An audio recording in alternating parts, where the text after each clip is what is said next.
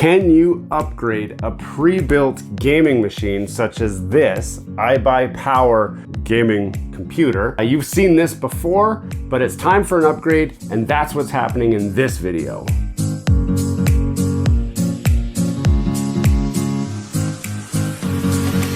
Hello and welcome back to Gears and Tech. You've seen this computer before. We've done an unveiling, I guess if you will, of this computer. We've compared it against other computers, newer computers, gaming systems in a should you upgrade video and so on. This has been our main editing computer. You've always seen it in other videos in the back corner here, just sitting there. It powers our dual monitor setup. Now the specs at a glance of this computer as it sits right now, it's got an Intel i7 8700K processor. That's a 6-core, 12-thread processor with a max clock speed of 4.7 gigahertz. That's in turbo mode. It's normally clocked around 3.7 gigahertz, but it can ramp up as needed for extra tasks. Now, you've seen me compare this processor again in CPU benchmark, and it actually scores very, very well in those tests. That's because it has such a high base clock speed and such a high turbo clock speed. Plus, it can overclock to over 5 gigahertz, which is kind of in the range of even some of the newer generation processors. We've also got 40 gigabytes of RAM. We've got a GTX 1070 graphics card, which is a few generations old again, and we'll talk about that. We're running a 1 terabyte M.2 NVMe main drive, plus we've got a 1 terabyte just regular mechanical hard drive for backups and that sort of thing. It's spec'd modestly right now, but here's the reason why we're looking at an upgrade. So I've incorporated more cameras into our shooting. As you can see right here, I've got a camera kind of shooting over my shoulder. I've got this camera. We've also got a 360 camera, which we use for some of our roaming shoots, so we're not in the studio. And once we add all of these cameras together, matched with audio, and start adding effects and stuff like that, when editing in Premiere Pro, it tends to start bogging down, and it's hard to keep track of like the transitions and stuff because they start to get kind of stuttery. So that is the sign to me that it is time to look for a new processor. So the processor we're going to upgrade to is this. This is the i7 13700K processor. Now, something I've already shown you guys before, but I'm going to talk about it again real quick. If you're not sure if you're getting a true upgrade, the best way that I find to compare processor, your current gen to your next gen, would be to go onto Google and then say, in this case, 8700K versus 13700K, and hit a Google search. One of the first results that will come back will be CPU benchmark, and it'll pull up a beautiful graph that shows a comparison between the two processors. Now, I've done this year over year for the last couple of years just to see if the current gen processors are much of an upgrade over what I currently have. And it has taken this long to get something that is even worth trying the upgrade. Now, this processor is very current gen. It just recently released, and it replaces the 12700K processor, which I was actually looking at buying, but you can get this one for pretty much the same price as the other one. And this one finally has the performance to do more than what my poor old 8700K could do. This has a total of 16 cores, 24 threads at a clock speed of 5.4 gigahertz, and since it is unlocked, we could, if we wanted to do some mild overclocking. Now, I'm not gonna look at overclocking it today because I don't think I'll need to, but the main reason why I think this will be a good upgrade for me over my processor is because of the sheer increase in core count.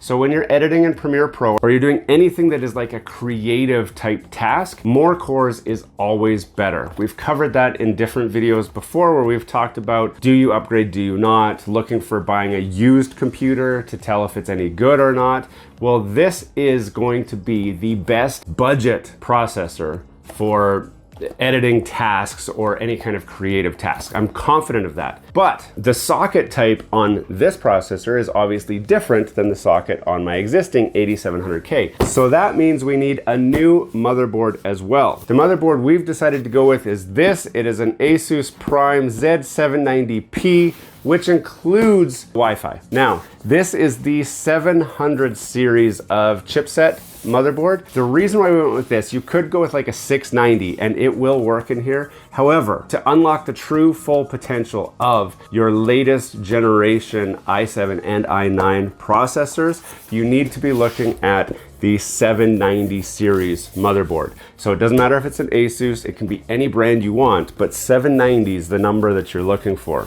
Now this one, specs at a glance. A couple of things that I liked about this, it has onboard Wi-Fi, which is good because unfortunately I don't have a wired connection to the workstation in my studio where I'm at right now. So I need a good stable Wi-Fi. It has tons of I/O ports, lots of USB connectivity, which you can't see it right now, but I have a ton of external hard drives.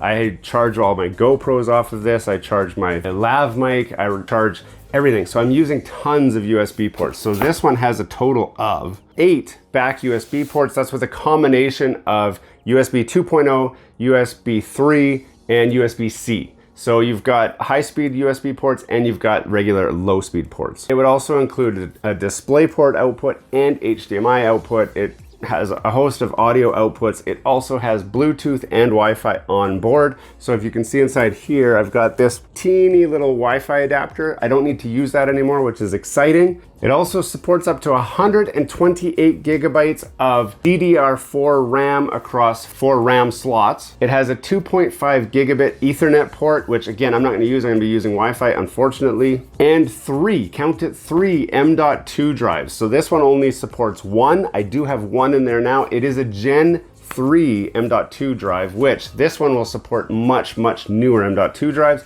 So currently I'm going to be using my Gen 3 drive, even though I know it'll be a little bit slower than I want it to be. That will be the new bottleneck in this computer, but I can look at upgrading that later. Now you might be asking yourself, well, Anton, what else are you upgrading? I am not planning to upgrade anything else. So I'm looking to swap just the motherboard and the CPU and reuse my RAM, reuse my storage, reuse my video card, reuse everything else and just do a simple swap, motherboard and processor, into this iBuyPower pre-built computer case. Now, the reason why I'm not upgrading everything is because my video card is adequate enough. So I don't do any gaming on here. I use my PlayStation 5 for gaming, but I do, again, use video editing. So the video card only comes into play for video editing when you are exporting your video. Now currently my videos export in about 5 to 6 minutes with the 1070. That's an acceptable amount of time for me. If I wanted to upgrade to like a 3070 or a 4000 series card, it wouldn't be significantly fast enough. Like even if it cuts the time in half from 5 minutes to 2.5 minutes, it's really no big deal because in those 5 minutes, I'm already working on like making thumbnails and getting other stuff ready. So it hasn't been a bottleneck for me. I have no reason to upgrade my video card.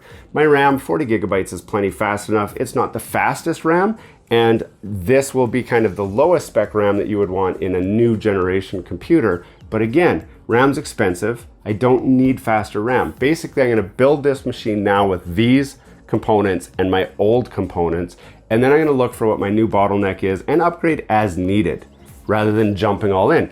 Now the total cost for all of this is around $1,000. So this is the chip and the motherboard is already $1,000 on top of the price of this computer. I bought this computer secondhand 2 years ago for $700. So I'm not hurting too bad overall for this build. And this is something that possibly some of you might be looking at is, do I buy an older gaming computer with a low spec processor and then do what I'm doing? Buy a new processor, new motherboard, swap that in, and then see how that works. So the next thing to do is just start tearing apart the old computer, put the new components in, and then go through the process of resetting up my computer. Now, a couple questions you're gonna have before I tear into this. You're gonna ask, do I need to reinstall Windows if I'm swapping out the motherboard? The short answer is yes. You will need to reinstall your operating system. You might not, and you might be okay without changing it. However, this is going to require a whole new set of drivers. Even though you're reusing old equipment, the motherboard will have different ways of implementing that and running the drivers and all of that on there. So the best thing to do is to back up all of the stuff off of your main boot drive onto a separate external drive. Extract your license key, which will be very important because your license is generally locked to your motherboard. So when you reinstall Windows, it will not recognize it as the same machine. So you can pull your license off. I have Windows 10 on here. I think I'm going to install Windows 11, and I'm going to use my Windows 10 license key. So I'm going to do all of that after. But you definitely want to back up anything that you need, because you will probably need to reformat. Now I'm going to try and boot the computer after it's all put in off the existing M.2 drive and just see what happens. But I am prepared to reload Windows if I have to. So you want to get all that ready ahead of time. So now it's time to cut into the build. So the first thing we got to do is just pull all the guts out of here. I'm just going to unplug everything. So we've got the motherboard out. The first thing I want to do is just make sure that the new motherboard will actually fit where the standoffs are for this back plate. I'm hoping that they do, but I want to check that before I get too much further into this build. So the first thing we do is open that up, and we should take the back plate out. So pop that back plate out. Before I get too far in, we'll put the new back plate in so I don't forget it later, because that's a common thing that people do, is forget to put the new back plate in. So we're just going to check which way this goes. Should be like that. And it is. So we'll pop that guy in here.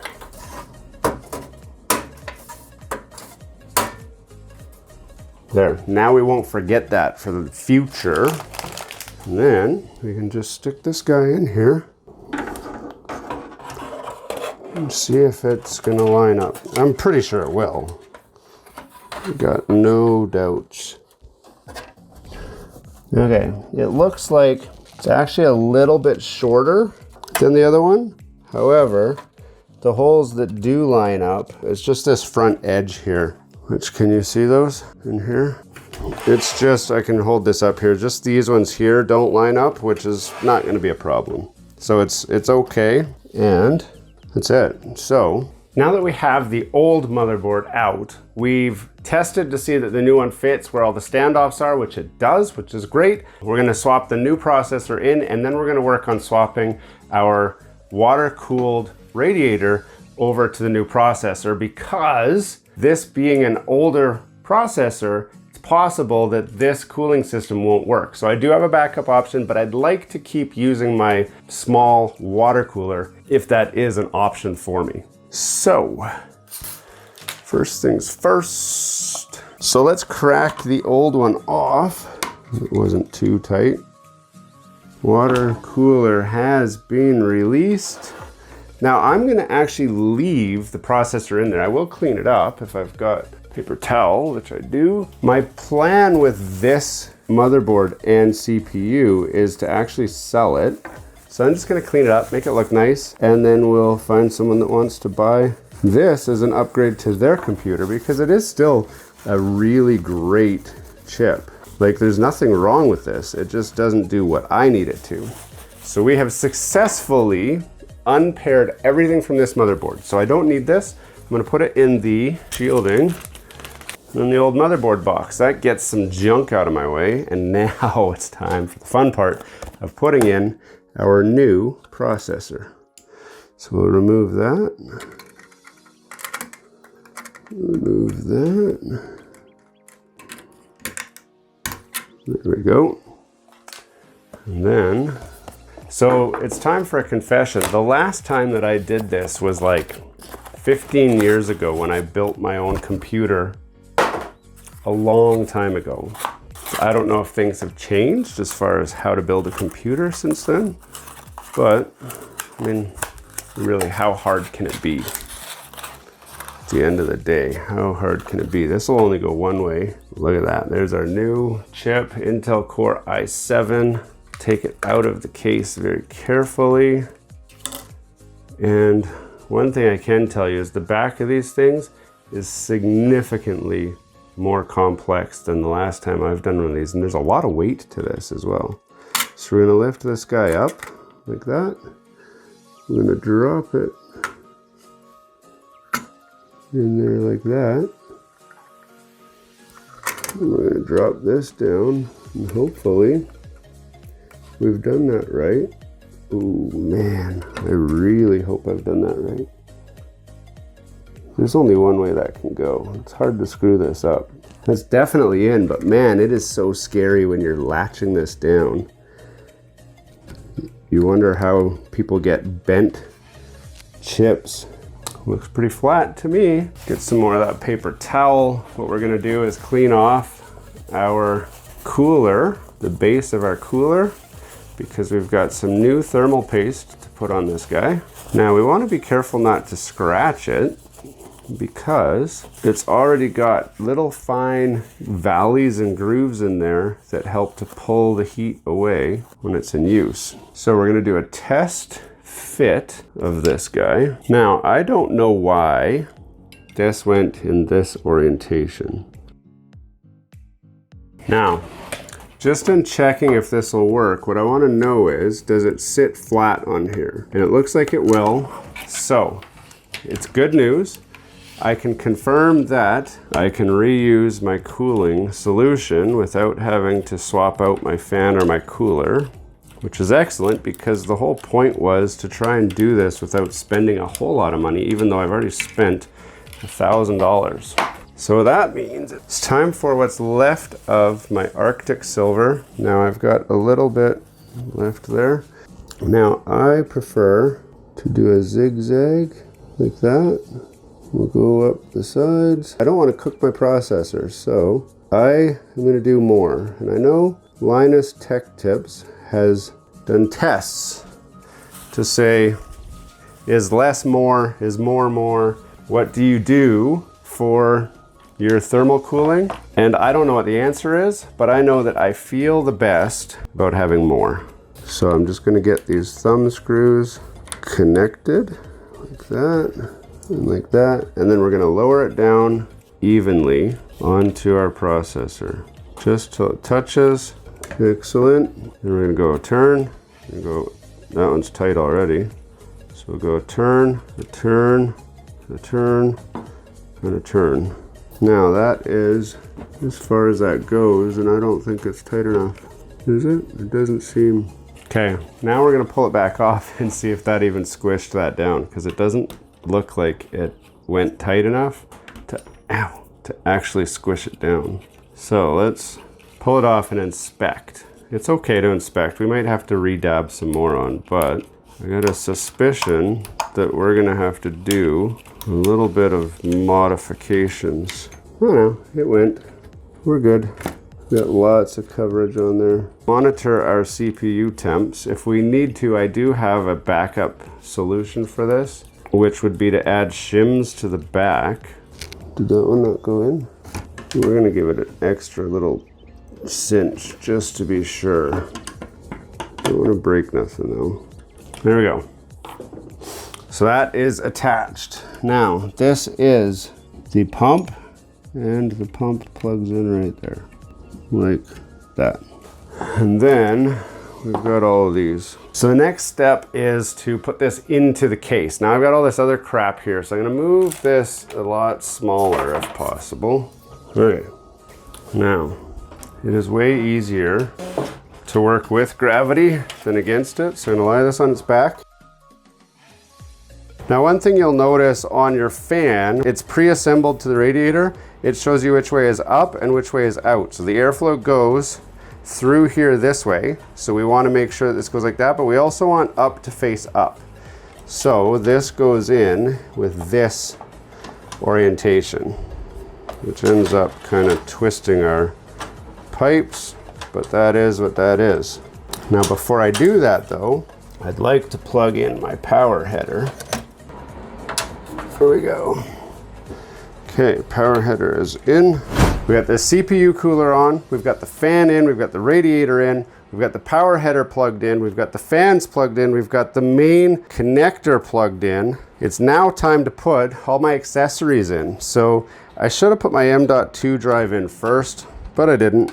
And of course, this screwdriver is too big to pull that cover off. Now your main M.2 drive is going to be underneath this cover because they add an incorporated heat sink into these now, which has this little sticky on it. So we'll get that drive in there first. Which way does it go? This way. like that. Now my drive's got this sticker on it, and there's only one memory module. I don't know if it's really worth it to peel this off, but what the heck. This is just a little silicone pad.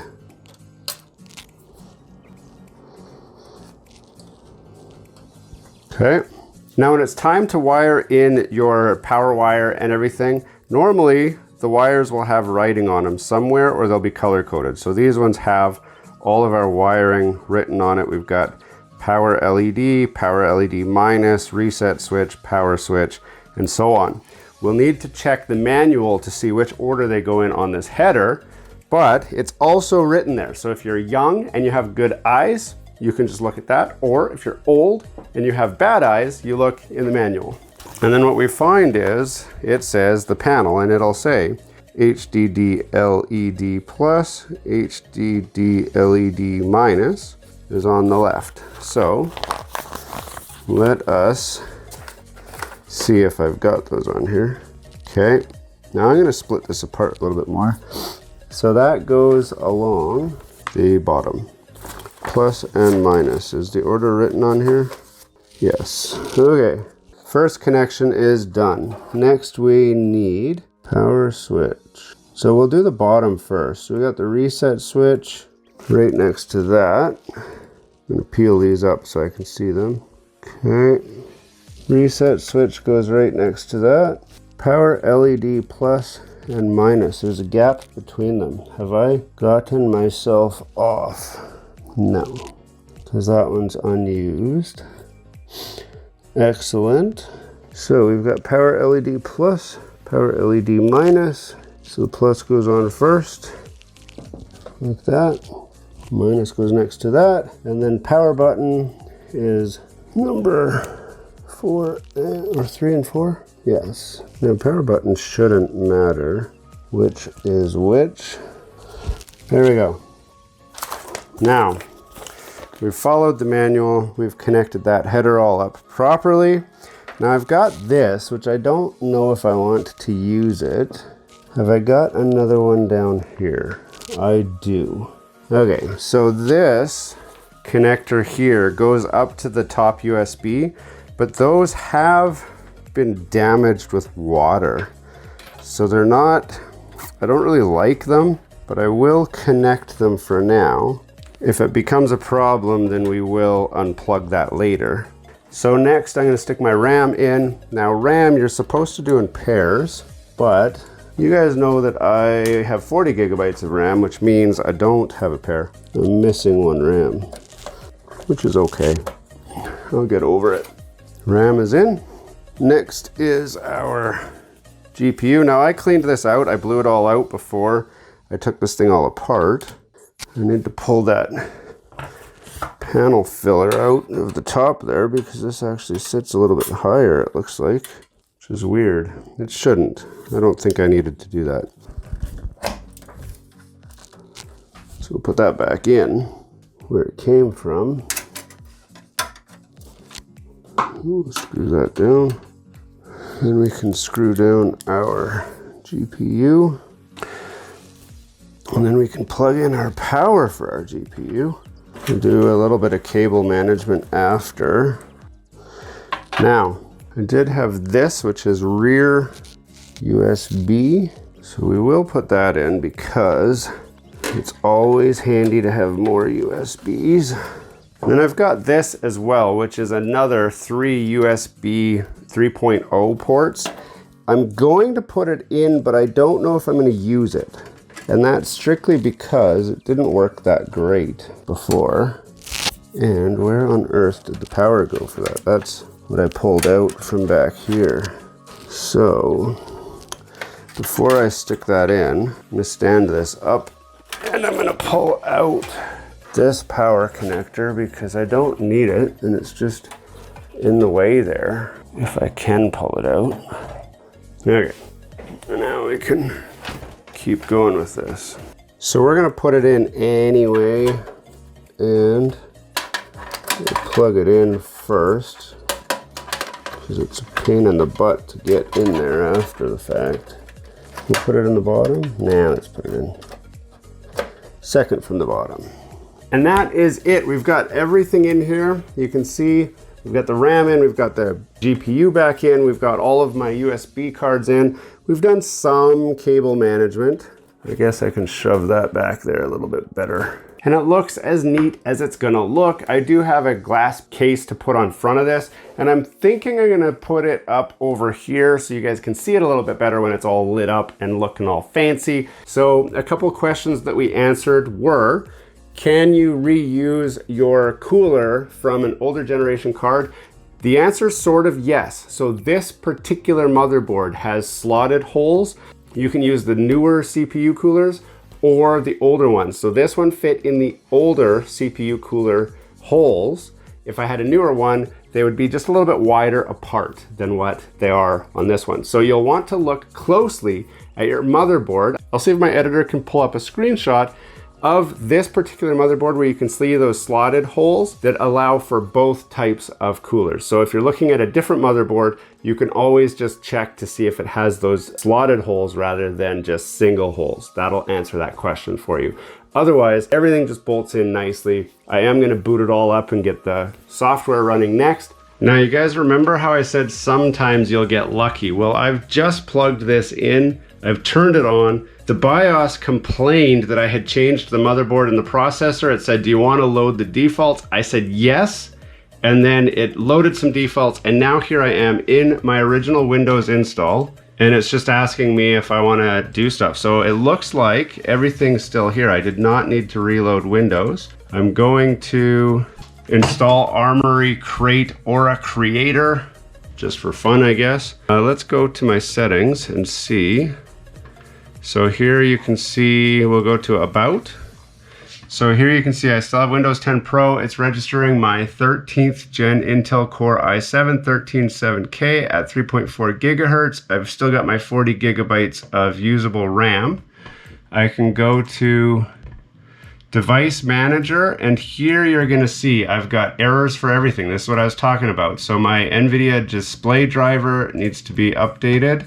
I've got all of these need to be updated. This is pretty typical because the motherboard will need all of these drivers, but that's really it. So I'm gonna try and run this like this without doing a new install of Windows. I can plug in my USB drives. I can plug in my external storage. I've got all my USBs all hanging out here because I didn't want to plug everything in. So I've just got the basic things plugged in the back there. So just my two monitors, just my mouse, just my keyboard, just to see what happened. So it seems to be working okay. I do want to get Armory Crate installed because that will monitor my CPU temperatures and everything, just to make sure that everything went okay with that install. Now here you can see the lighting's kind of bad, but you can see everything's powered up. I usually have my RAM will usually have lights blinking and stuff. It's not right now because I need to reinitialize the software for this motherboard, but everything else is working, cooling is working, GPU is working, everything seems to be working okay. So I know a lot of people say, Anton, you did the install, but there was no payoff. You didn't show us it working in the end. Well, here it is, all working with that motherboard swap. Hey, thanks for watching all the way to the end of this video. We hope you enjoy the content in this video, and we'd love to have you come back. Consider subscribing to the channel if you haven't already. And for those subscribers who are looking for that extra special thing that you can do to support this channel, consider joining our members group. That's where we're building this community, the Gears and Tech community, where we can all enjoy content together. You'll get special perks, which we'd love for you to check out by clicking the link down below. For those of you who are just happy to watch the video, that's okay too. You can check out some of our other content right over here, where we've got some previous videos that have already been uploaded and enjoyed by many of our viewers already. We do hope to see you again. This has been Gears and Tech. Have a great day.